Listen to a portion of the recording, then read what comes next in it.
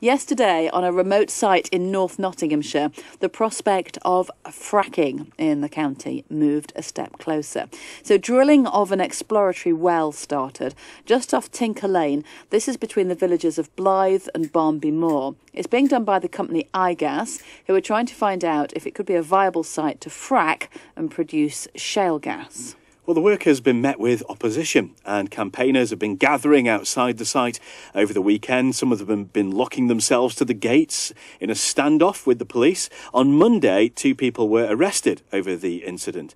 So what's it like living amongst all of this, living just down the road from what's going on? BBC Radio Nottingham's Rebecca Dixon has been to Blythe. It frightens me. I'm frightened of the water. I'm frightened of my children's future, my grandchildren's future.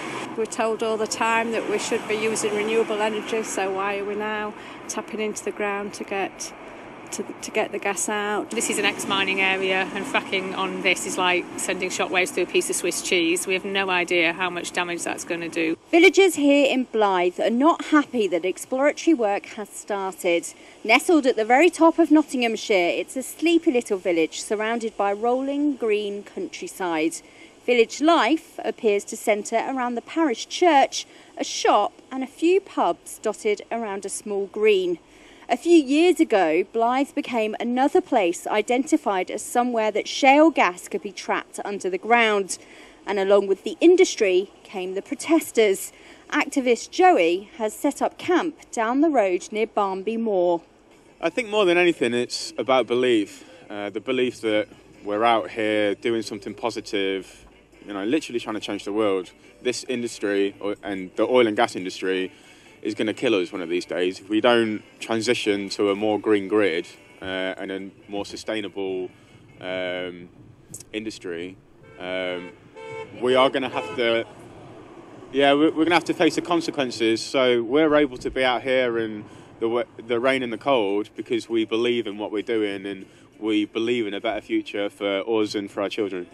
3 miles down the road back in Blythe, Peter, Mel and Sue say they have very real concerns, and nothing Igas has said has reassured them.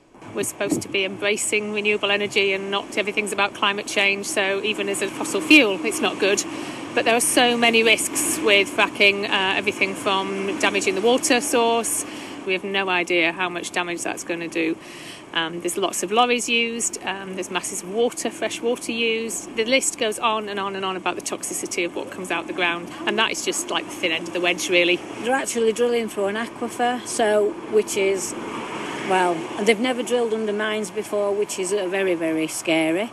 We've already got subsidence in the area because of mining, so will it cause more? We're thinking so, yeah. And like we said about the insurance, some insurance companies won't touch us. I find it hard already because I have got subsidence, so there's only specialised ones that are going, that I can go with, which costs me more. I think it's a very dangerous process. There is too much secrecy about this process. They tell you nothing there at all. They won't communicate at the gate, and we've not seen anybody from Igas or the landowner at the gate. Why won't they come and show their faces and meet the protesters? Well, we did get in touch, actually, with Igas, with all those concerns from those people living in Blythe near that exploratory well. And we got in touch with John Blamires. He is the Chief Operating Officer of Igas, the company running the site, and put some of these worries to him. There is lots of evidence of people having drilled wells in areas that have been mined out in the past, and that goes on today. So it can be managed, it can be engineered effectively, but so that I'm absolutely clear, there are no mines in the vicinity of Tinker Lane, and so that is not an issue for us. For the period that we're actually drilling, or the site construction they're drilling, there is an increased number of vehicle movements. But once the well's been finished and we've transported the rig away, that's it. There's nothing there. You can't even see anything. So it is temporary in terms of that. We work with the local communities. We operate a community liaison group. We explain what we're doing. We seek their counsel, and we listen to that. And so we try to ensure that we're acting as good citizens and work closely with the local communities.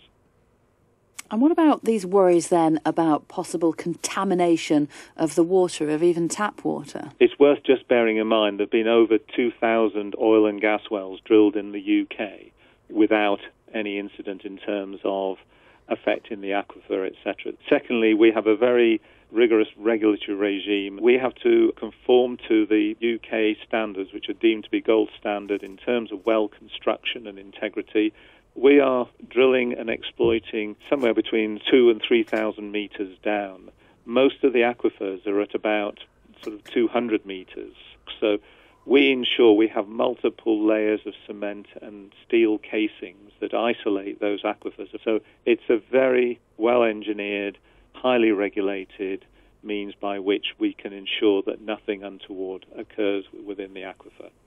So that's John Blamires, who's the Chief Operating Officer of Igas, running this site up near Blythe, where there's been a protest, well, for some time now, and as you heard, things got rather heated this week with a couple of people locking themselves together into gates and 2 people arrested over the incident. So there's police there as well. Yeah, in fact, I think fairly recently, whenever we've discussed police budgets, there's always like 1 or 2 people who text and say, well, you know, how come the police are so short of money but can manage to police what's going on up at Blythe?